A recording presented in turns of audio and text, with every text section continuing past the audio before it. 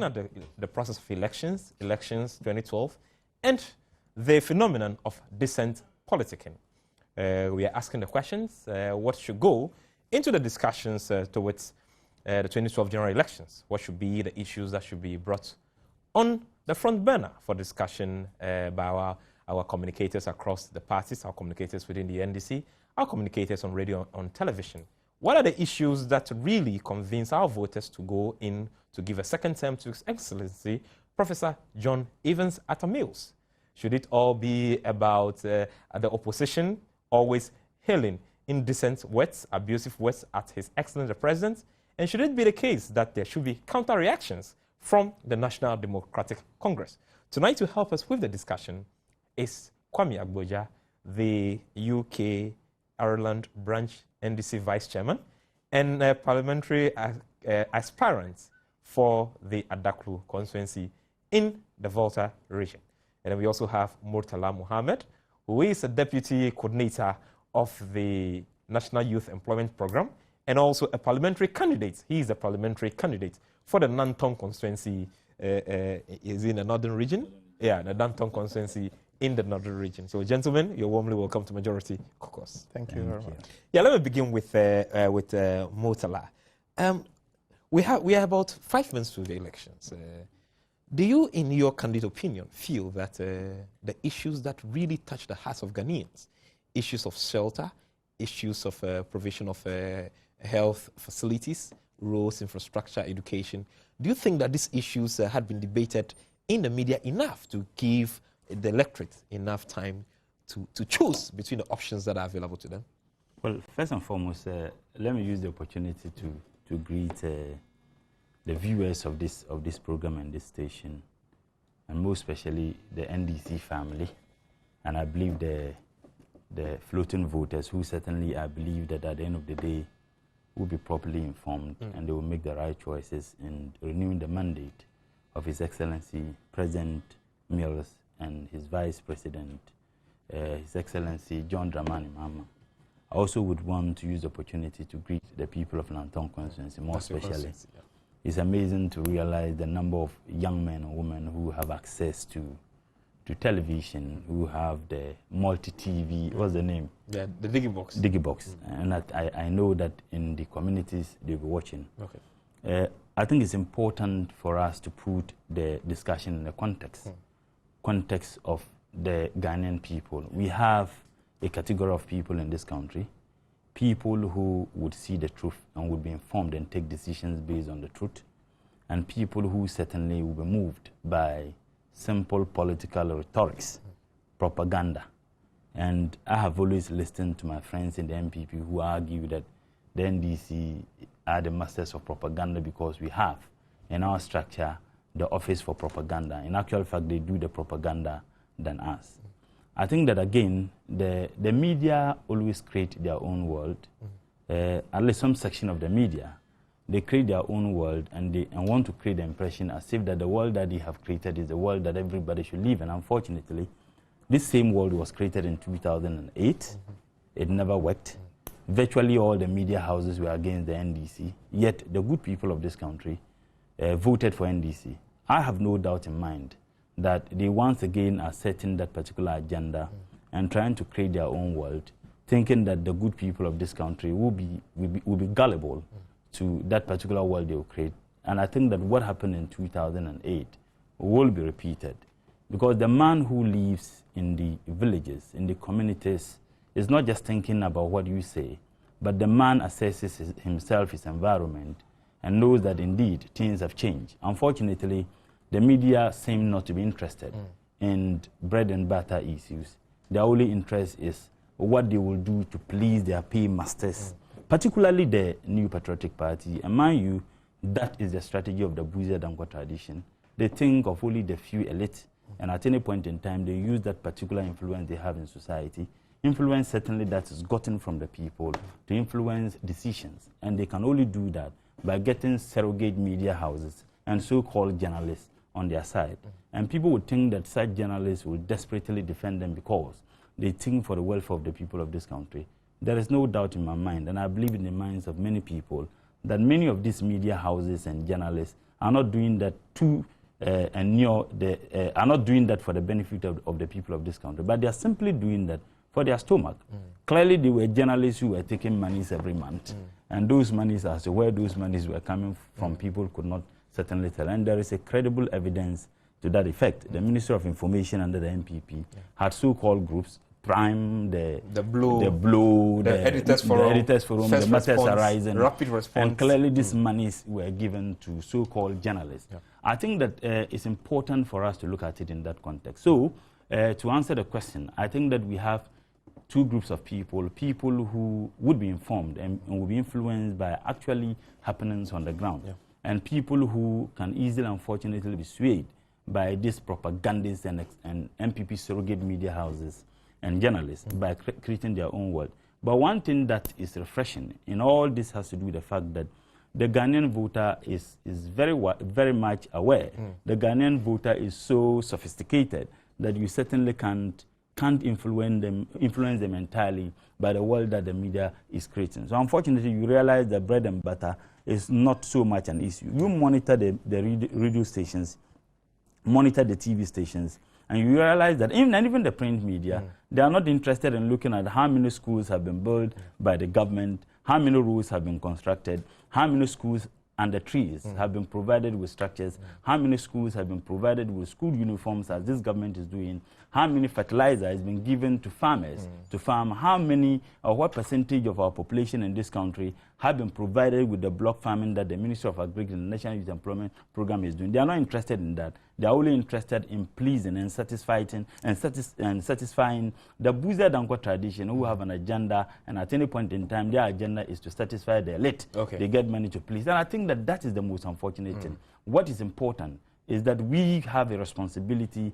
as stakeholders in all this business of politicking, let people understand. And that is why, for me, regardless what some of the media houses and journalists do in this country, Prof. Mills' mandate, inshallah, will be renewed once again in December 2008. Okay, 2012. Yeah, let me come to you, Kwame. The issues, the bread and butter. Shouldn't we be more concerned about telling the electorates where we've taken agriculture from when we took over to what it is today, what the economy was when we took over in 2009 to what it is today, provision of good drinking water, health facilities? Shouldn't that be the focus of the political discourse? Yes, certainly. That should be. But before I go on, I want to use this opportunity to thank the President and the Vice President and the NDC government for, on behalf of the people of Adaklu, for creating a new district for us. The people are patiently waiting for the inauguration of that, because the creation of that district is expected to speed up the economic development of the area. So we want to thank the NDC government for that. Obviously, we know that has been on the table for a long time, and NP ignored us. And so I believe that on those bases alone, the votes from Adaklu are surely going to be those for the NDC. Yes, it's going to be. You asked a very important questions. It's quite interesting. Somewhere else in this world, nobody is saying journalists or media houses shouldn't do sensational stories or stories they think would sell their papers. But it is quite worrying when you think of the fact that governments are elected on sets of programs called the manifesto, and that you think that if media houses actually wanted to put government on their toes, or to ensure that government serves the people, they should be looking at these things. You did mention things like agriculture and healthcare and other things. What about peace and other things? For instance, in education, I believe this government, if you compare the records of the 3.5 years of the NDC government to the NPP government, how many schools have been built right across the board? School under trees being removed rapidly, 2 new universities created. I was just told that yesterday the forms for admission for the university in Volta region has gone online. I saw it last week. Yes, I will not be surprised. NPP will still say that. A nice website. Yes, NPP will still tell you tomorrow the university is not happening. Let's wait. Maybe people will graduate from that university, and NPP will still not believe it. I mean, teachers and lecturers, people working in the health and education are getting paid better under this government. Thank God for the single spine, which is a huge burden on government. But then it's worth it, because this is money directly into the people of in the pocket of the people of this country to motivate them to work even better. You talk about healthcare. You can imagine how much investment is going into healthcare. We are equipping the hospitals in this country. You are aware that Komfanoche, Kolebu are all receiving new MRI scanners right now. MRI scanning is at a cutting edge of diagnosis in this world. Certain diseases couldn't easily be diagnosed without those things. I'm saying all these things are important. Though they are not rolled out in every hospital, it's a step in the right direction. And also health workers, doctors, nurses are better paid under this government, which means that they have the resources to have a peace of mind to concentrate on what they have to do. You know that the ambulances are being rolled out now. There are about 100 of them packed in front of Parliament House as we speak now. You talk about food production. When President Mills actually was invited to the UN recently, because of the fact that the effort of this government in terms of producing enough food and ensuring food security and also adhering to the rule of law. This country is on the right path, and I have no doubt that come to, December 2012, the people of this country would have a choice to make between a group of people who actually are just making sure that this country degenerates into turmoil, and a group of people who want to ensure that there's adequate provision of everything that human beings need for this country to stay in peace and to develop. Let me come to Kwame. Yeah, let me come to Kwame.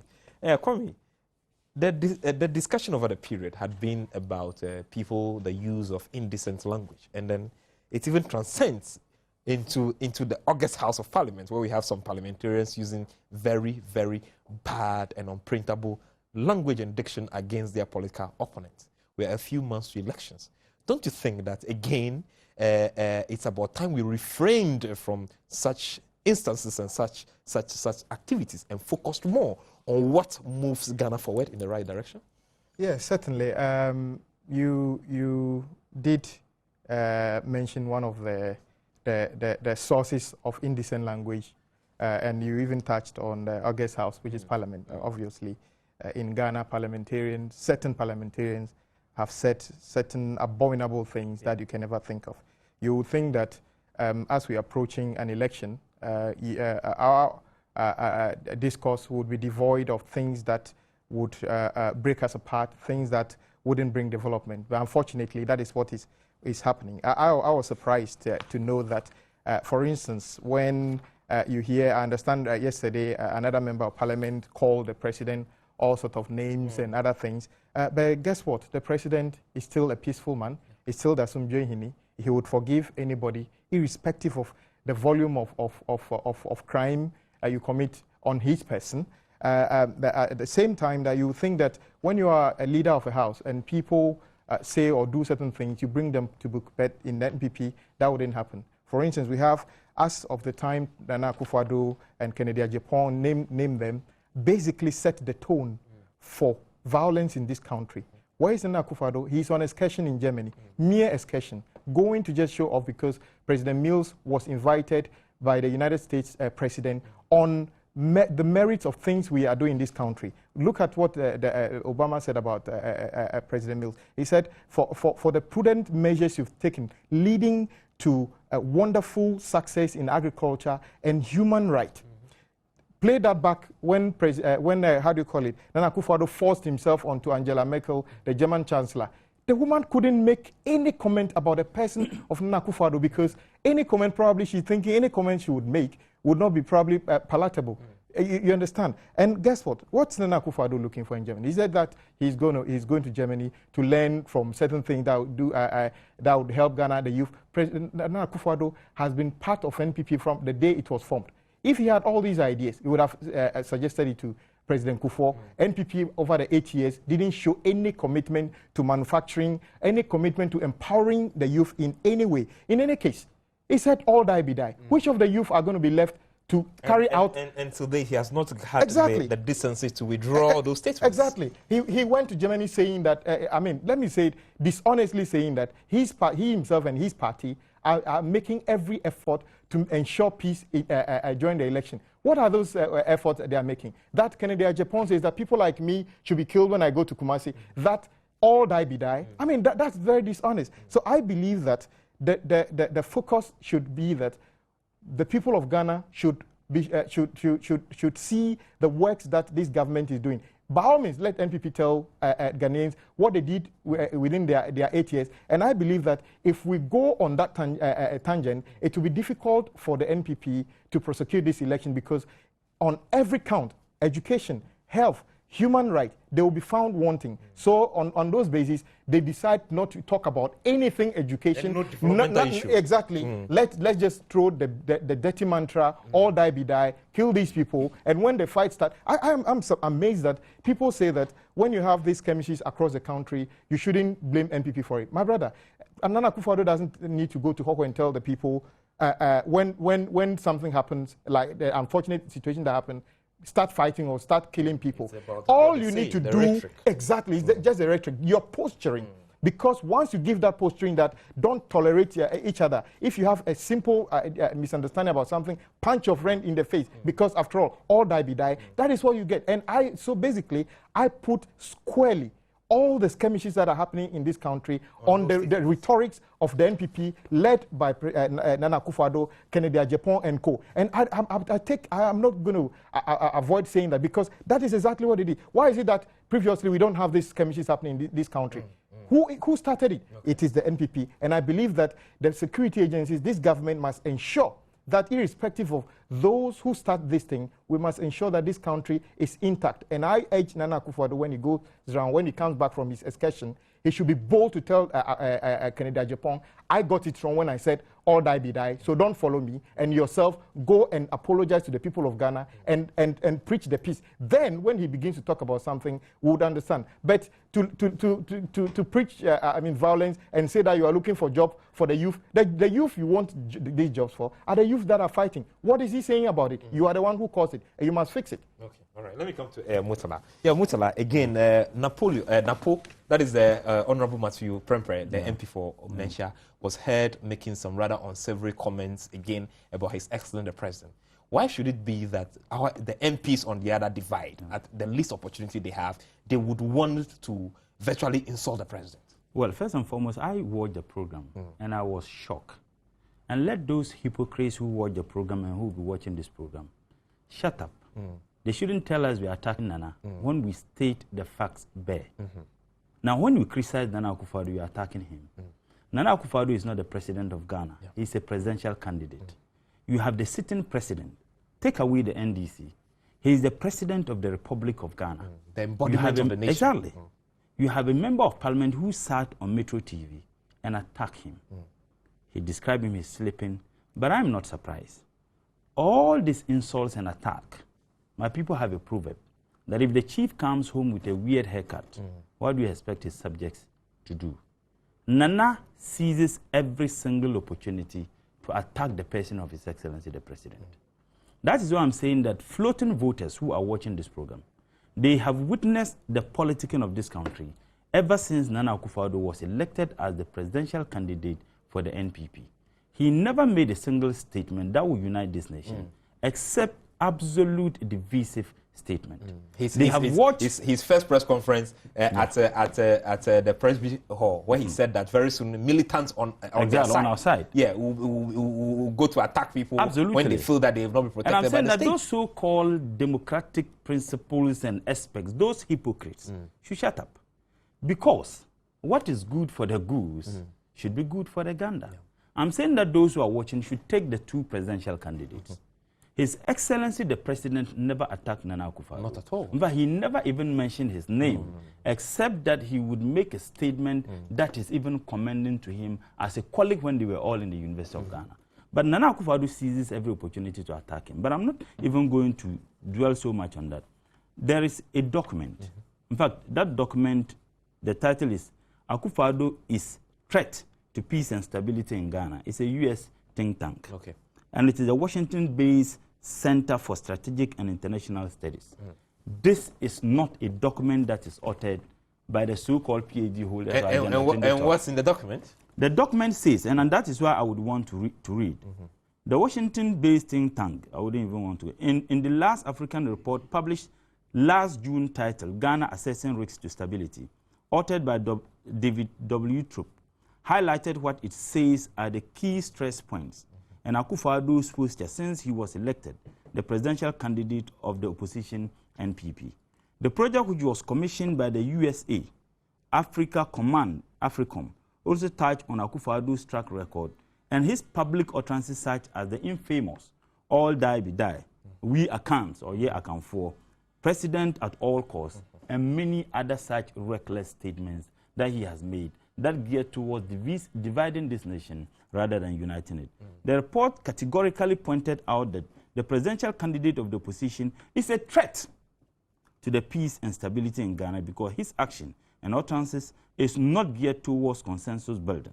The report highlighted, I wouldn't even want to go to that. Okay, and this is from the United States of America. And this thing is available. You can find out a U.S. think tank, and the name is Center for Strategic and International Studies. Okay. This is not a document by the NDC or any person. Okay. This is a document confirming the assertion that we have been making time and again. Okay. Now, if you have a presidential candidate who thinks that at any point in time, he must encourage people to use violence, on this same multimedia house or company, Asempa, you had their youth organizer who led tax to disrupt the entire process. Nana called and congratulated him. So if the chief comes home with a weird haircut, what do you expect his subjects to do? They will come out with tapiajo. Okay, or what do they call it? So I'm saying that the statement that is being made, or statement that was made by Kennedy Japan, people have completely forgotten. The minority leader, Che Mensa Bonsu, said guns are not befitting to lead. Okay. Murtala was on the floor and then making a specific reference to some instances of indecency in our politics. And I want to pose the question to him, even before he continues, that in the specific case of Kennedy Japan, and then the infamous statements that he made calling on one group of people to attack the other, to the extent that he's even accusing his party of not doing much to support what he said or what he had done.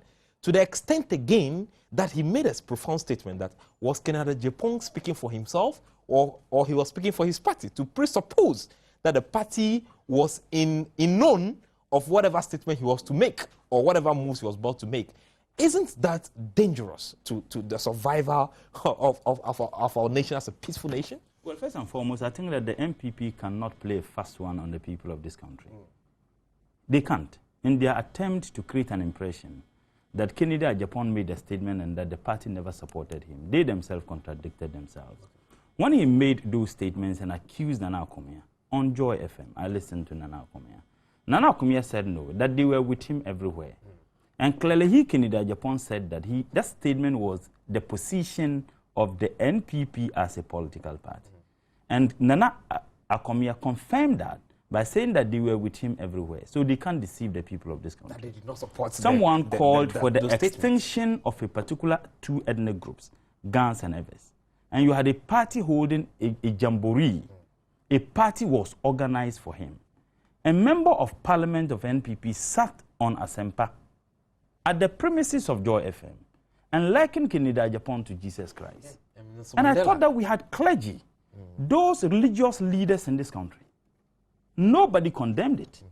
Compared Kennedy Japan, someone who made a statement that virtually plunged the entire nation into chaos and anarchy. Then he likened that person to Jesus Christ, and nobody said anything. No wonder their presidential candidate will urinate on the walls of a place people worship, and that wasn't anything. I think that this nation, we must be serious. When people who are expected to speak against such sacrilegious statements and comparisons, when they are failing to speak, yet people would speak, and they say that you are attacking elderly people, you are condemning. I think that it is the responsibility of all mankind to condemn any attempt to compare Jesus Christ with someone who just made a statement that was enough to divide and plunge this nation into an anarchical and chaotic situation. But I am not surprised, because that is the trademark of the political party Kennedy Agyapong and the MPP stand, because they are the Buza Danko tradition. They have a history of plunging this nation into such situations. Kwame Nkrumah's mother, over 80 years, was dragged before commissions and committees, demanding that the woman should say Nkrumah wasn't her biological son, and that Nkrumah was a Liberian. For them, at any point in time, they think that they were created to govern this nation. And any political party that is not, or that has the opportunity to rule this nation, is doing so by fluke. You see, this statement here account for, sometimes I ask myself a question. Are Achims more important and more accounts than Fantis? As far as I'm concerned, and the little history that I know, they're all accounts. So if you come out and make yet account for, the president is a Fanti. The president is an account. So that statement can be described as nothing except divisive. It is a statement that has the ability to divide this nation the more. But you see, there is another very important point. Many people in this country have forgotten that the minority leader, Chairman Sabonsu, said that guns are not befitting to lead the MPP, and said that Ali Mamman's selection as the vice president Iran made was a mistake. And that was the reason why Ali Mamman candidacy and support was not. Today, they turn around to tell us, and you have our brother who went and said that voting for the MPP means voting for Islam. You mean Baumia? Yes. I sat on this program on Newsfile, and I think that I was unfairly treated by this particular station. And I was stated. I indicated I listened to a tape. And I indicated that I wasn't going to make the tape available. I was going to make Kojo Oppong Nkrumah listen to the tape and tell the people what he has listened to. On Friday, at about 7 a.m., I came to Joy FM. The lady at the desk, front desk, no, a gentleman at the front desk, I asked about Kojo Oppong Nkrumah. I didn't have his number on my phone. The gentleman said he wasn't there. I said, can you call him? He said, no. I said, then give me his number. He said, no. I left a note with my number with the gentleman who had the tape. Then I left. Around 12 o'clock, I came back to Joy FM. There was a lady who was then at the front desk. I asked of Kojo Oppong Nkrumah. They said he wasn't there. I said, I came here, left a note. Can you give me his number? They said, no. I said, this is my number, madam. Could you kindly call him and tell him that Mutala came with the gentleman with the tape, and let him call Mutala? That never happened. 2 p.m., I came to Multi TV and met the security man out there. And I asked, nobody was here. Kojo wasn't there. I said, okay, anybody who is there, said them he wasn't there. I once again left a note with my number. I never had a call. So was it? I'm coming. So when we left, on Saturday, I had to leave for my conscience because I wasn't coming for the program. Only for the impression to be created as if Mutala made a statement here and couldn't prove it. You know one interesting thing? I've had people who called me, and I want to state, both within NDC and MPP, and I will state that Northern Brothers, and asked me that I should not proceed with that. But in case those people who advised me, if they listen to the tape, certainly it's not coming from Mutala. I did come here 3 solid times, but the impression is created as if Mutala never brought the thing, and therefore Mutala made a statement. I'm saying that you had a vice presidential candidate who went and said that voting for MPP because he thinks he's a Muslim, and voting for MPP means voting for Islam. I asked one simple question. We have a history in this country. The MPP had a running mate and a vice president who was a Muslim for 8 solid years. Tell me, what did Muslims benefit from the MPP government? What did we benefit? Hajj is a sacrilegious duty, one of the pillars of Islam. Under the MPP, when they had a Muslim as a vice president, we had the most porous Hajj to be organized. We have a vice president who is not a Muslim, who is a Christian. And we had the best Hajj to be organized ever in the Hajj organization in the history of this country. When you make this statement, they tell you that you are attacking Aliyu Mamman. I haven't attacked Aliyu Mamman. I'm making a statement of fact. And that is one thing that people must understand. Our interest is the one who would come and think Ghanaian, regardless. Yet he went and said, exactly, I'm saying another very important point. If you look at the MPP, they have in their manifesto that they will develop the Zongos. Okay. In the 2000 manifesto of the MPP, they said that they were going to develop story buildings in Nima, in the Zongos. Even under the 8 years of the MPP, they couldn't desert a gutter in Nima. A gutter. So I am telling the Zongo communities and the Muslims that they should beware, because they have a history of lying to them. They did that in 2000. It was captured in their manifesto. Even a gutter in Nima, they didn't desert. The main road in Nima, under the NDC, within 2 years, getting to the 3rd year, the main road in Nima was constructed. So I think that we wouldn't do that religious politics. The holiday for Muslims in this country was given by the NDC. A plot was given by Muslims to put up a central mosque. I am saying that if you want to get under all those circumstances, the vice president of this country under the NDC was not a Muslim, yet they think Ghanaian. So if they want to use that and they use ethnicity and religion trying to get it, they can't. I am saying that they had a vice president who was a Muslim. Under that government, they never respected him. If they so loved Muslims and Northerners, they would have all supported Aliyu Mama. Yet, the one who was the president, Aliyu Mama, was his vice president, never supported him. He supported Alan Chilmantin. So I'm telling the Zongo communities that they can't deceive us. Every single Zongo member of the Zongo community should go and look for the NPP 2000 manifesto and find out what they indicated they were going to do in the Zongos, yet they couldn't decide. We haven't forgotten the aliens compliance order. If you say that that was in the 60s, Thomas Brony, Collins Dowda was a member of parliament. He lost his seat to Thomas Brony. When he was going to contest Thomas Brony again, Thomas Brony, who was a member of parliament and a deputy minister under the MPP, under the behest of the MPP as a political party, took Collins Dowda to court that he wasn't a Ghanaian. And you think that you tell me that the aliens compliance order and the agenda and the objective of the Buza Danko tradition and the MPP is completely forgotten. These people can't be trusted. And Bawumia should stop it. When they lost the elections in 2008, he never stepped a foot in Mamprugu. For the 4 years until he was made the running mate, even if he went to Mamprugu, he went home. He didn't go there, and I'm challenging anybody to provide the information that contradicts what I'm saying. Whether after the MPP lost, he went to Mamprugu or not. The people of Mamprugu are very smart. The road between Gambara to Nalergu is being constructed, and I am saying that this government has demonstrated that he thinks Ghanaian, and not those who would come and say that if you vote for MPP, it means a vote for Islam. Let me come to Kwame quickly. Kwame, to the extent that even a minister of state at the presidency under the Kufuor regime, Nana Obiri-Bwang, would describe Kenneth Japon's statement as, quote, fair comments. Isn't that scary? Well, scary if you didn't know the comment was coming from somebody in the NPP. But if you know it's coming from somebody, you would think it's just the manifestation of the broader agenda, which is the all die be die, violence, if at all costs, and all those things. You see, my brother said something. NPP always use deception. You remember the story about they were already rich before coming to government. But we know today that as of the time, these people who claim they are rich, President Kufuor himself, who has got a house in Accra and everything, were still interested in buying state property on the cheap. We know that President Kufuor actually bought a plot of about 1.4 acres in a posh area in Kumasi for how much? 4,000 cedis. That's the president of That's the president of the Ghana. The ones whose hands the lands have been, he's the custodian of state's lands. Plot number 8. And you can mention a lot of people here who are related to NPP people. So where are those people who they claim that were already rich? It's all the fact that the NPP have an agenda. They don't lead this country for you and I. They lead this country for themselves. So you understand that. Somebody asked me before that, so if President Kufuor had got a house, and actually bought this house, land in a posh area in Kumasi for 4,000, a land that could be maybe $500,000. Why was he actually awarding 2 houses to himself again when he was leaving office? You see, I would say this.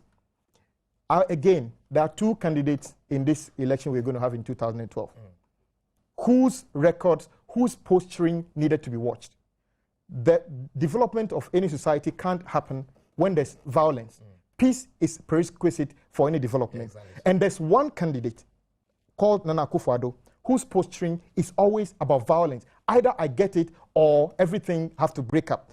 Under that, you have the majority of the people scared that if he becomes the president, everybody is going to be in trouble. Even foreigners are afraid. People are in his fold even complain that they can't sleep. You understand? The guy flip-flops. On one vein, he says that his party... It's not consistent. Yeah, exactly. And then the other vein, he hears people saying that all that, Kennedy at Japan, what he said is a fair comment, and then Akufo-Addo can... So he's not even consistent. He's flip-flopping, can't be trusted. You understand? And then you have one candidate whose commitment to peace is always there. He's not wavering, who always says that irrespective of whatever, peace must be the posture is always consistent with the message and preaches on peace. And out of that, people think his meekness is his weakness. No, because he's holding himself to the promise of peace. You understand? This same candidate is making sure that the commitment that he made to the people of Ghana under the Better Ghana agenda is fulfilled. So do you think that if these two gentlemen are put before Ghanaians, they are going to make a mistake by saying that Nana Akufo-Addo claims that it is 10, you understand, to be president? No, it's not.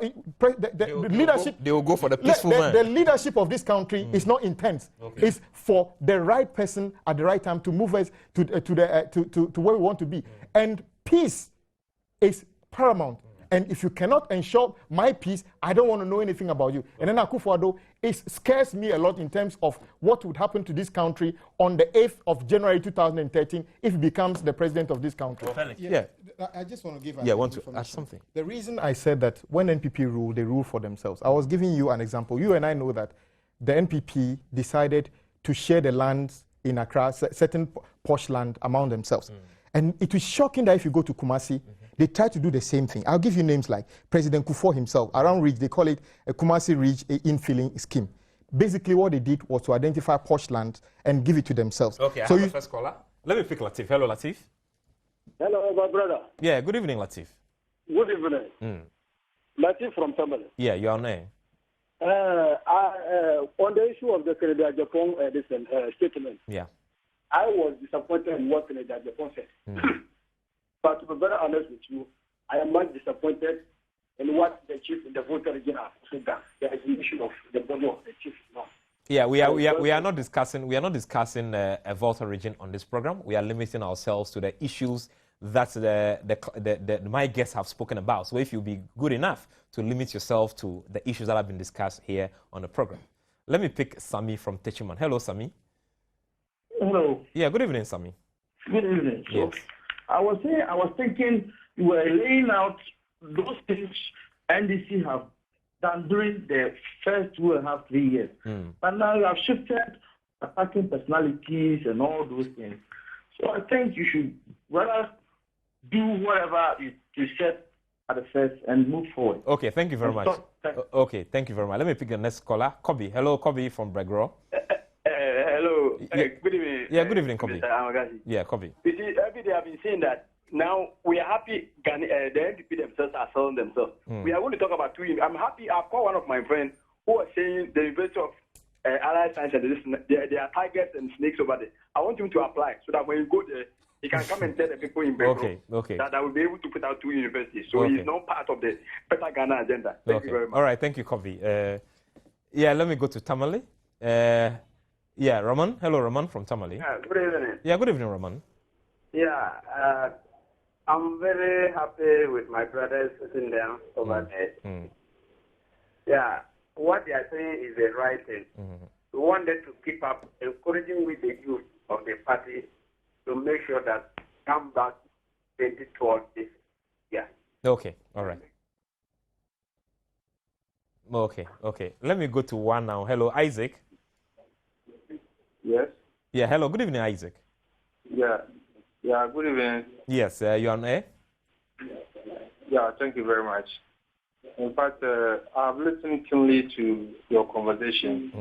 And I should thank you very much for the discussions you are having right now. And especially the candidate for Tamale. Okay, Nantong? Nantong. Yeah, that is Mutala. Okay. Yeah, in fact, I admire the way he articulates his views and points. But you know, in politics, we must not divide politics from social life, and more especially what the religions that we believe in. If he listened to himself very well, he would have realized that not all the things that he was talking about are actually true. But if you are sitting here as a Muslim and you think and believe that Nana-Addo has actually peed on a mosque, and you have not done anything to prove him wrong, then you yourself have done very little to substantiate what you are doing. You know, it's no good. Okay, so if all right. you have a vested interest, but at least you should learn how to tell the truth. Okay, thank you very much, Rahman. I think, if you want to react to some of the comments that have been made. You see, in one breath, when Napo sat on Metro TV, and insulted the president and said he's in a coma. They didn't see it as an insult. Yet we haven't insulted Nana. We've just catalogued the things that he said. You see, on the issue of the mosque, I didn't sit here and say it. Someone said it at the Mungu, the one who was there. The person who called in and said it. I didn't say it. The onus lie on Nana Akufo-Addo to apologize. Are you getting what I'm saying? They desperately, I am aware that they even went there and insisted that they issue a statement. They virtually barred the gentleman from even living there. I haven't said it.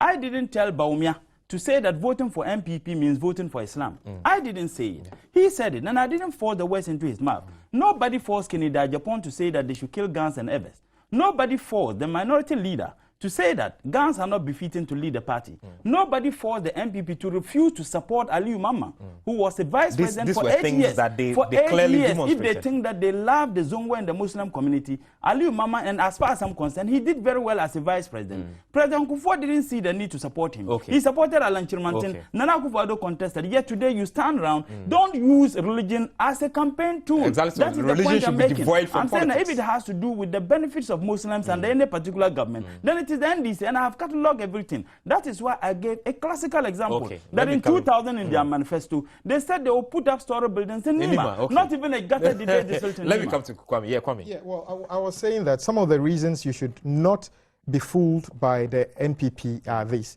That, for instance, they made everybody think that they are people who are already well-to-do, that they are trying to govern this country for the betterment of you and I. But contrary to that, what they actually come to do is to just enrich themselves and lord it over us. And I started giving you examples that apart from sharing the land in Accra amongst themselves, they went to Kumasi under the same so-called Kumasi Ridge infilling scheme. President Kufuor bought a land for, plot number 8 of 1.4 acres for 4,000. What we need to do is that we have to have a whole discussion on let this me land. Let me just mention few names here. Samson Kokubafo paid 1,000 cedis. Alaji Hamidu Ibrahim. Kwajo Mpienim, K. Owusu-Poku. They all bought land. Look, Joyce, Joyce Dontri, Cecilia PJ, Cecilia Dapa, Kwesi Biaheni. And you ask, how much did they pay for this land? 1,000 cedis.